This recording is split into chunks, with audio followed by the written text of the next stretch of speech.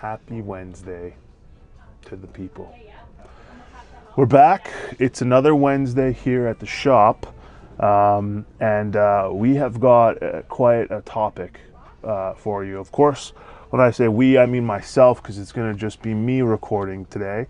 Ashley is nowhere to be found. He's been missing in action for quite some time now. He's off in the land of tall people doing tall people things. So here we are. Is it video time? Yes, Ashley, it's actually the video time. Perfect.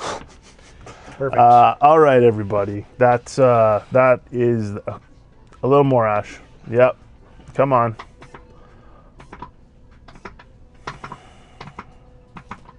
I hope they can hear that in the microphone. How's it going, folks? It's us. We're back again. Ash, it's currently Wednesday, February 25th in the year 2026. Whew. What have we got to talk about today, Ash? It's a loaded topic. Ooh. Somehow 70-something years later, still in contention. Yeah, there's a lot to uncover. Of course, today, we kind of mentioned it last week a little bit.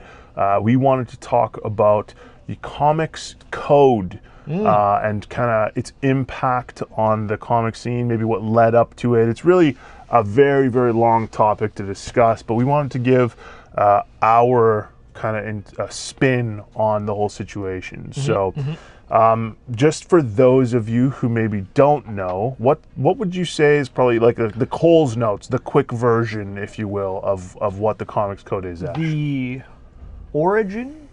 Just a quick summary. The origin and introduction of a basic set of rules that all comic publishers had to follow in order for their books to be considered family friendly. Is that kind of the shtick? Yeah, I would say so. If you were to put it into a very little box, a very complicated, massive issue into a very small. That's the box. the quickest one, elevator pitch. Yeah, on what exactly. Yeah. So the comics code, it came about in the 1950s. So I think specifically 1954 was when it came about. Sounds right. And we hear this term a lot of what pre-code comics are. Pre-code horror specifically is one of the ones we mentioned last week. But with regard to the comics code and its formation, I think it's probably important that people kind of understand what led up to it. Sure.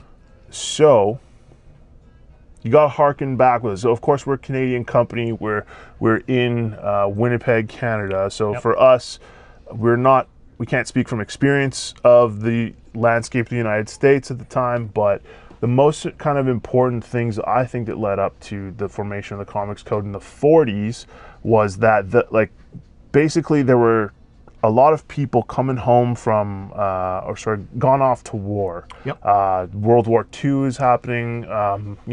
People are getting ready for that, and not a lot of parents at home taking care of their kids because the men have gone off to war. The women are doing jobs now and not at home all the time. Yeah. And you had I think like suburbs were starting up at the time. Sure.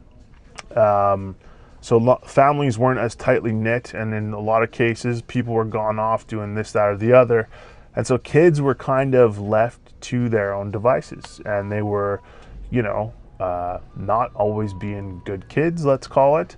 Kind of like a early Offspring song. The kids aren't all right? No, Is that what you're saying? they weren't. Right. And Yeah. this led to a lot of children, acting out and Sure. doing what we would affectionately refer to as juvenile delinquent behavior. So much so that this kind of became what sounds like a large part of the landscape of really our entire upbringing, you and I, Yeah. and generations before us, trying to figure out what's wrong with the kids. Sure. How come kids act out? Why are they so bad? Yeah. What are they doing? And, granted, there were things that happened that kids did in and around that time. As kids do. Yeah, that You know. that definitely warranted such inquiry and such public cry and concern and outrage over all that. So this is all happening in the 40s. People are wondering what's going on with the kids. Why are they acting out so bad? They don't really look at the situation. People are gone to war. Mom's gone to the office. Sure. Grandparents don't live next door, type of thing. And while this is all happening, there's this gentleman who he came over to the States, I think in the 20s. His name is Frederick Wortham. And this guy was actually, from what I understand, he was kind of a public figure. I think he's a doctor as well. He was a progressive guy for sure. He was creating some like mental health clinics for people that couldn't afford proper doctors and stuff like that in the States. Yep. And it was cheap. Anyone could go. It didn't matter what you looked like or anything about you. And he was starting to realize that, like, yeah, like kids are being bad. I got to start digging into this. So he kind of, he starts looking into this in the background. Starts, chirping about how comic books are a bad influence because he's noticing that all these kids at the time It must be the are comic reading books. comics. Yeah. Well, at the time, I think in the 40s. We're not going to blame lawn darts. No, certainly not. Of No. course, not that those were dangerous or anything.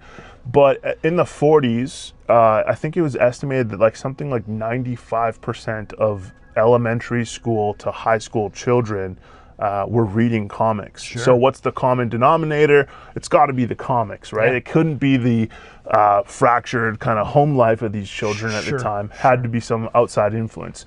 So Frederick Wortham starts, chirping about how these are bad, these comics are bad. And granted, at the time, you had a lot of, you could see Captain America, Batman, and then you would see like crime suspense stories all next to each other in the newsstand. Yeah. And that, to You get him, something as innocent as, like Batman swinging in on a rope yeah. right next to a man strangling a woman underwater in a boat. Exactly. It's and that's probably a concern. Sure, We wouldn't yeah. have that type of content really on display and pushing for the young envelope, children. so to speak. Yeah, and so many young people were reading comics at the time.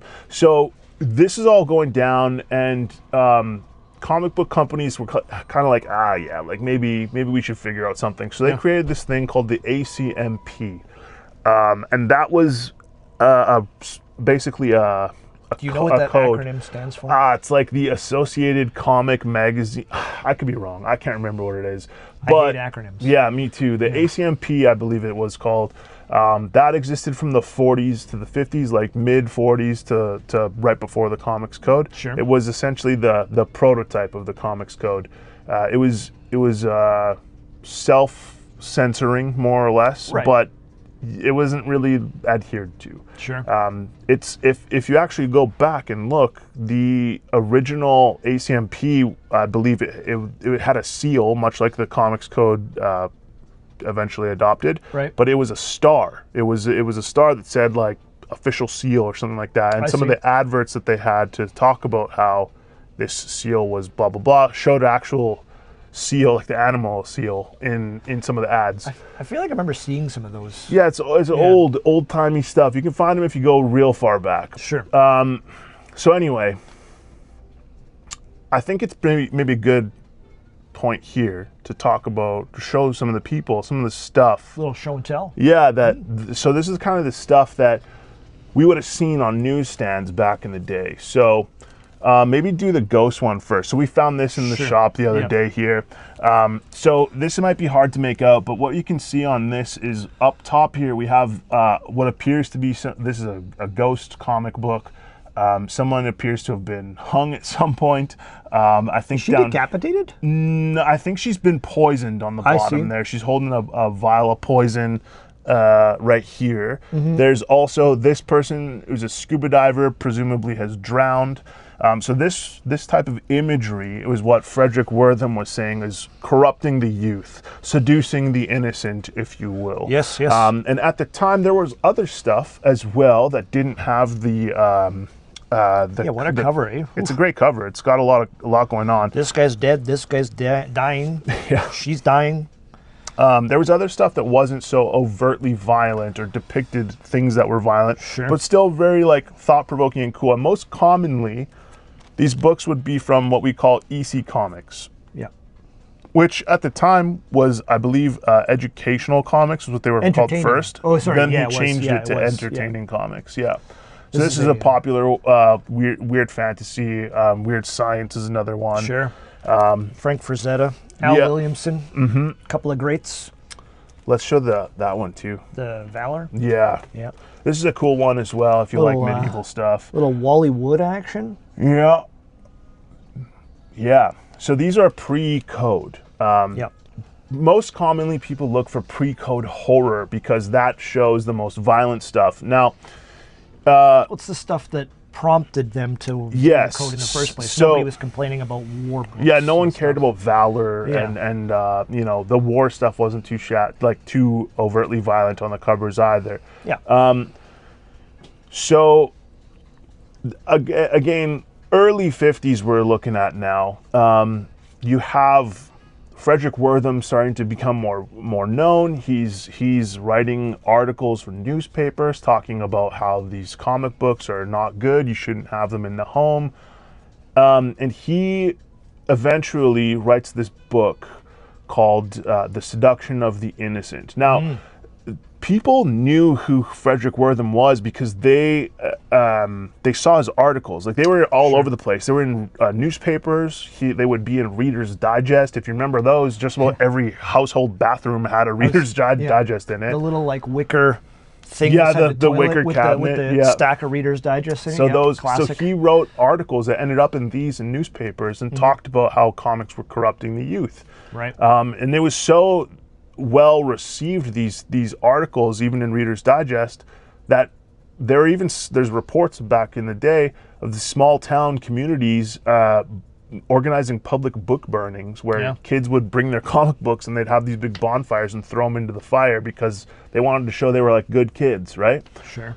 Crazy. It's blasphemy as well. Well, imagine how many copies of great books that we would love to have Sure. displayed somewhere or encapsulated or been lost to time because of this. Yep. Anyway, It's insane.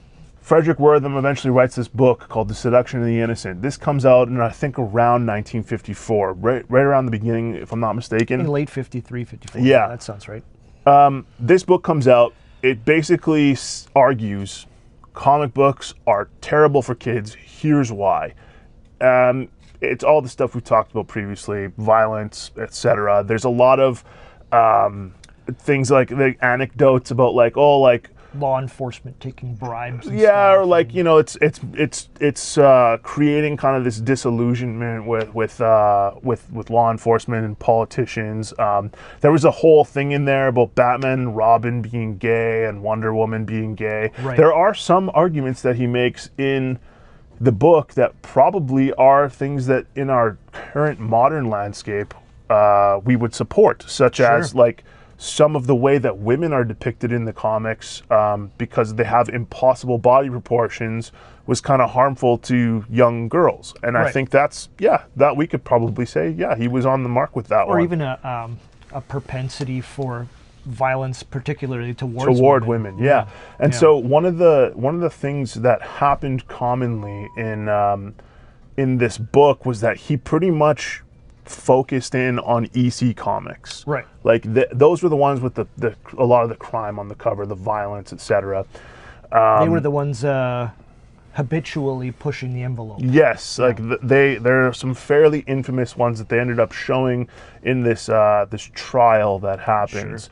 One of the last things I'll say about the book is that there's not really any actual scientifically like backed evidence that these are causing problems with children, but he specifically states somewhere in there that these are like scientific investigations, but there's no. It was largely a like court of public opinion thing. Yeah, kinda, right? And it's like, I can conclude this because of my experience, but it doesn't have, it's like saying 1 + 1 is 2, but like, show me your work, and he can't show you the work. He's Right. just saying, well, everyone says it's 2, so it's Yeah. 2.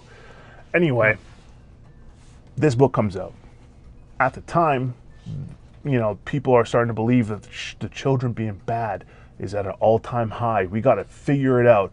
So the U.S. Senate at the time creates this thing called the Subcommittee for Juvenile Delinquency, And they host these hearings basically to talk about how comic books are bad in April of, I think, 54 or something like that. Mm-hmm. You also have at the time, one of the guys who's on this subcommittee is running for president, and he's trying to make a name for himself, right? So he's really kind of leading the charge here. I think he was a Democratic senator. His name was like Estes or Esty Kefauver or something like that. Okay.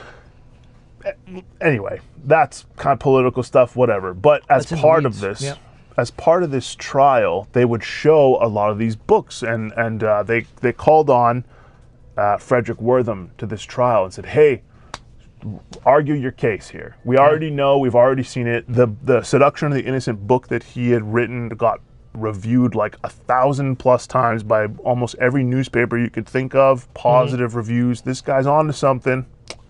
So he goes, takes a stand.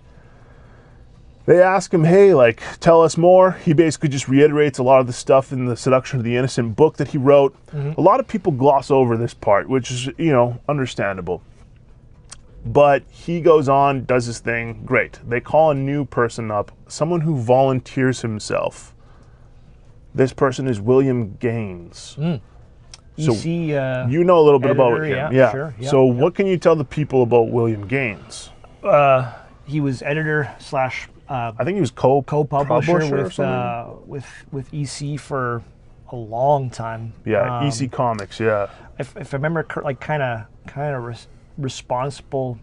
One of the main things that he was responsible for was the iteration of like Mad Magazine. Yeah, before it was Mad Magazine, it was just Mad, right? The comic book.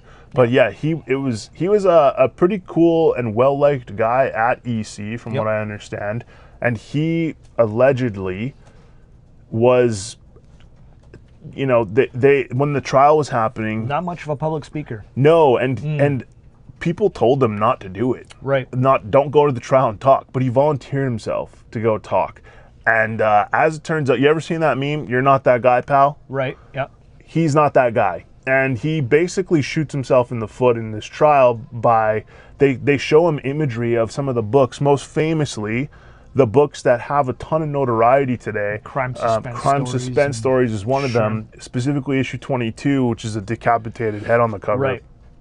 That particular comic book, in the trial, they hone in on it and they show him and they say, "Hey, don't you think this is doing harm to kids?" And he says, "No." And they say, "Well, what do you mean?" And he's like, "Well, I mean, if it was harmful, I mean, her neck would be longer and there'd be blood everywhere and you'd see her body on the ground kind of thing." It's just it wasn't good. It wasn't a good look. You're saying he didn't really think out these answers ahead of time? I don't think he did at all. And so, these books today that they showed in the trial are very highly sought after books. Super sought after. So much so that, like, to find any of them in good shape, you're going to be paying thousands of dollars. Sure. Easily. The crime suspense we mentioned in particular, I mean, even like a 1.0 of that book, I think, is a grand or $1,500 kind of Canadian. thing. Yeah, expensive. Very hard to find. Very, very sought after. They're probably because all these kids are burning them. That's a good point. Little rascals. Truly. Well, they were trying to be good kids at the time. I guess so. Anyhow, the follow to this trial is there's no actual law made. Right. The Seduction of the Innocent trials, as people commonly refer to it, there's no actual law that's created that says, "Hey, you have, like, comic book industry, you guys are bad, you have to do this, that, the other." Nothing like that happens.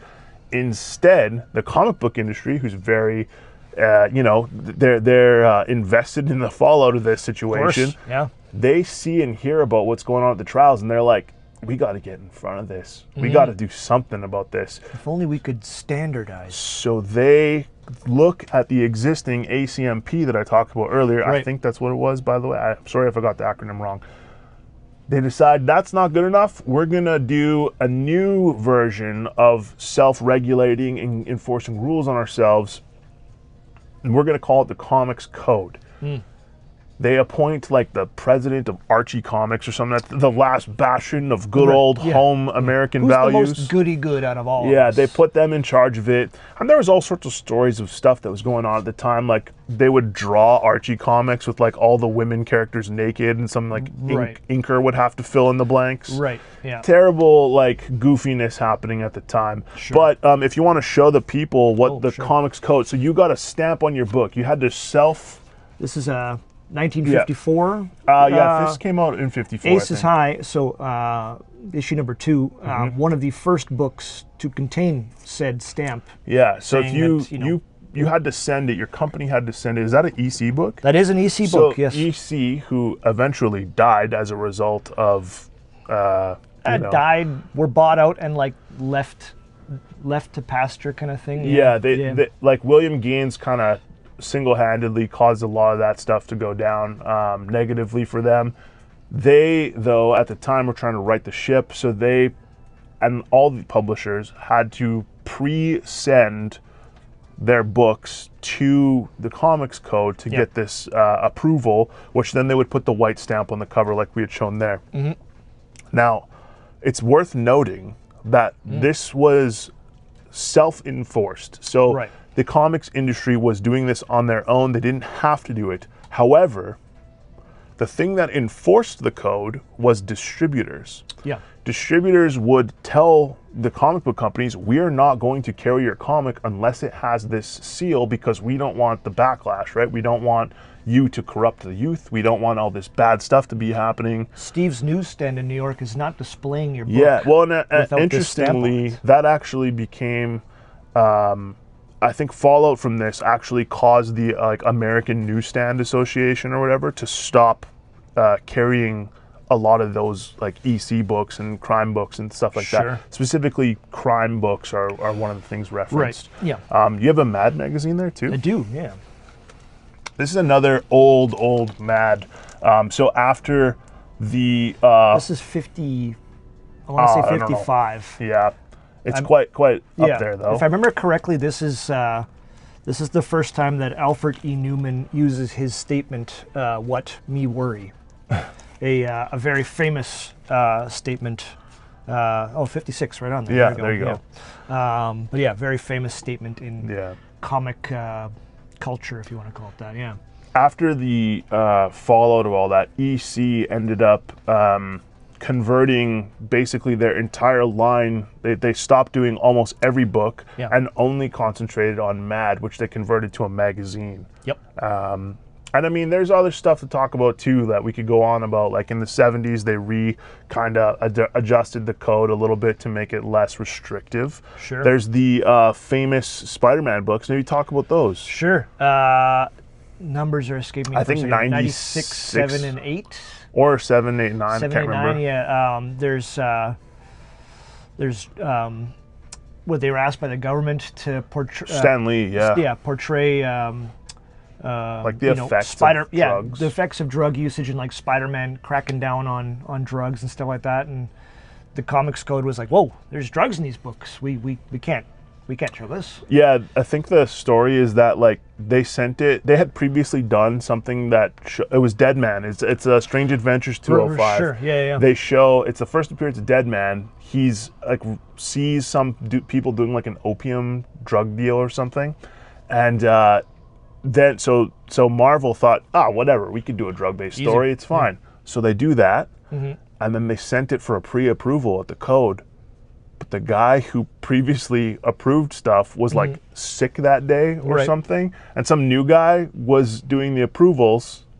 And what happened? Kind of like he did the substitute teacher thing, and he's like, I'm going to come in extra hard and show these kids what's they what. refused to put the they refused to approve those 3 Spider-Man books. And I think it's 96, 7, and 8, or 7, 8, 9. That sounds right. Yeah. This is Amazing Spider-Man. That is. Yeah.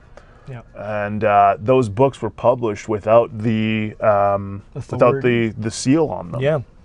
But very highly regarded as an important piece of comic history. There's also, of course, later on, if you want to get into the drug stuff. Sure. There's the Green Lantern one. Yeah. I mean that stuff was, I guess, once they proved that those stories were Not glamorizing. Well, not glamorizing. It meant to be, you know, highlighting drug usage in a negative way and how it's becoming a problem. They were like, yeah, we should talk about this. And was it like New York City Mayor? Yeah, at the time. Green Lantern 75? Is that in the 80s or late 70s? No, yeah, mid-late 70s, yeah. Yeah.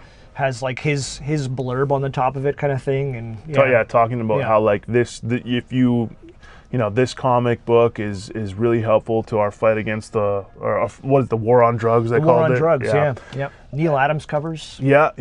So anyway, that's Speedy's a junkie. Yes, he sure was. That's pretty much the Comics Code in general. It's a company that existed because of the youth being apparently too bad, the political and I guess the political landscape at the time was also all over the place. Yeah. Parents weren't able to child rear as much as they once were. Kids were acting out, and Frederick Wortham led the charge, among other things. A lot of fathers didn't come back from the war, so you know. Well, that too, right? And it's an interesting part of comic book history that North American history. Period. I mean, the Comics Code, fascinating. I think, eventually died. I want to say in 2009-ish. Archie was the last holdout that was still putting that stamp on their books. Yeah, pretty much. I think there's another whole bit about the Comic Book Legal Defense Fund, which is a whole other chapter of history here. But I think they actually own the Comics Code now, if I'm not, like the company or seal or whatever. I see. And I believe as well that Archie actually dropping the Comics Book Code is what led to the formation and creation of the WB show Riverdale. They wouldn't have done it were it not for dropping the Comics Code. They got a new president at the time, I believe it was a woman, who was like, this is all, to save Archie, we got to do something crazy. So she dropped the code. A few years later, they did this TV show. They went from you know, seemingly innocent innuendo covers to just full on innuendo. Teen smut, basically. Yeah, basically your average WB after school show or exactly. early evening kind of affair.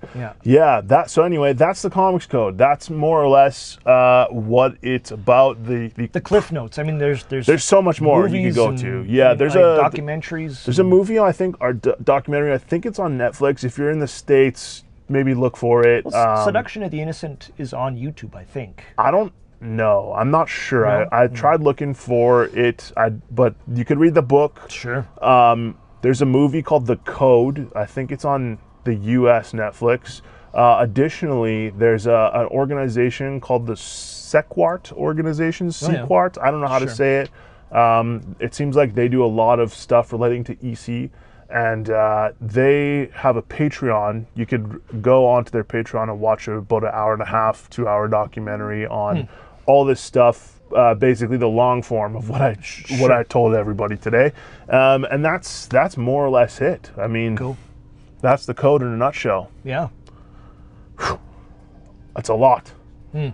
Almost too much. It is. Yes. Anything you'd like to add for the people before we get out of here this week, Ash? I don't think so. No. I think my people need me, so I'll go back to the land of the tall people. That's like Poochie needs me, or what is it from The Simpsons? I must go now. My planet needs me. And then Poochie. The screen just kind of doot, doot, doot, doot, doot. Okay. Well, thanks everyone. We'll see you again next Wednesday, it sounds like, for another exciting video. Leave a comment, like, and subscribe if you can, and we'll talk to you then. Toodaloo.